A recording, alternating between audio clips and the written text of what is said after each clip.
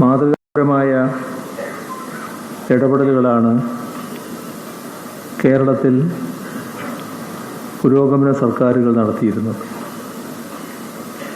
പോലീസുകാർക്കും അവകാശങ്ങളുണ്ടെന്നും ആ അവകാശങ്ങൾ സംരക്ഷിക്കപ്പെടേണ്ടതാണെന്നുമുള്ള സമീപനമുണ്ടായി.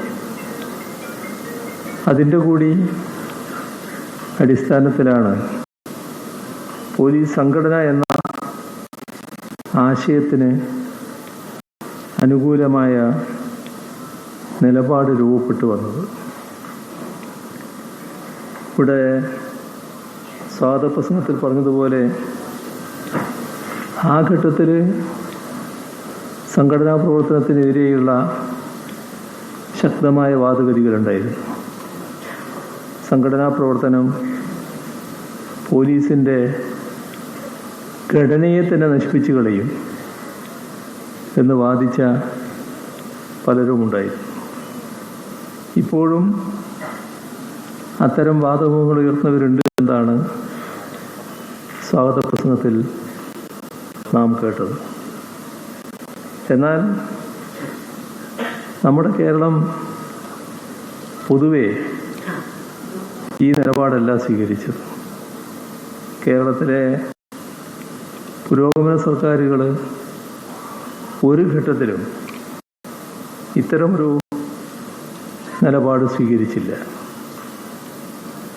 അച്ചടക്കധിഷ്ഠിതമായ സംഘടനാ പ്രവർത്തനം പൊതുജന നന്മക്ക് മുതൽക്കൂട്ടാകും. ഇതാണ് കേരളത്തിലുണ്ടായ ധാരണ. അതേ നിലപാട് തന്നെയാണ് സംസ്ഥാന സർക്കാർ തുറന്നു പോരുന്നത്. ഈ കഴിഞ്ഞ കാലം പരിശോധിച്ചാൽ കേരള പോലീസിൽ വലിയ മാറ്റങ്ങൾ വരുത്താനായി എന്ന് കാണാൻ നമുക്ക് കഴിയും. നല്ല രീതിയിലുള്ള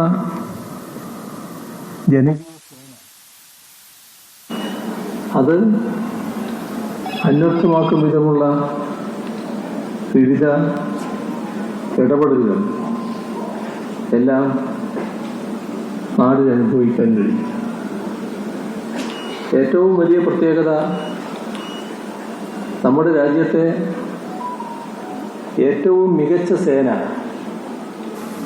ആ നിലയിലേക്ക് കേരളത്തിലെ പോലീസ് സേന എത്തിയിരിക്കുന്നു എന്നതാണ്.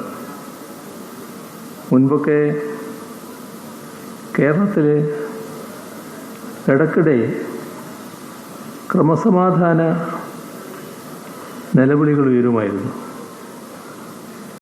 എന്നാൽ ഇപ്പോൾ എവിടെയും അതുണ്ടായിട്ടില്ല.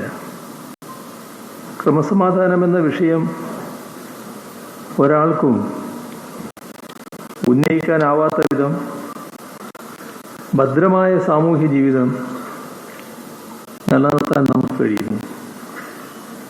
അതിൽ സുപ്രധാനമായ പങ്കാണ് പോലീസ് സേനയിലെ ഓരോ അംഗവും വഹിക്കുന്നത്. ക്രമസമാധാന പാലനത്തിലെന്ന പോലെ ശാസ്ത്രീയമായ കുറ്റാന്വേഷണത്തിലും മികവ് പുലർത്താൻ കേരള പോലീസിന് സാധിക്കുന്നുണ്ട്. വളരെ നാളുകളായി തെളിയിക്കപ്പെടാതിരുന്ന എത്രയോ കുറ്റകൃത്യങ്ങൾ തെളിയിക്കാനായി. ലഹരി, മയക്കുമരുന്ന് റാക്കറ്റുകളെ ഇല്ലായ്മ ചെയ്യാൻ മാതൃകാപരമായ ഇടപെടലുകൾ നടത്തുന്നു. കേരളത്തിന് പുറത്തുള്ള റാക്കറ്റുകളെ വരെ കേരള പോലീസിന് കണ്ടെത്താനാകുന്നു. സാമ്പത്തിക കുറ്റകൃത്യങ്ങളിലും സ്ത്രീകൾക്കും കുട്ടികൾക്കുമെതിരെയുള്ള കുറ്റകൃത്യങ്ങളിലും ശക്തമായ നടപടി സ്വീകരിക്കുന്നു.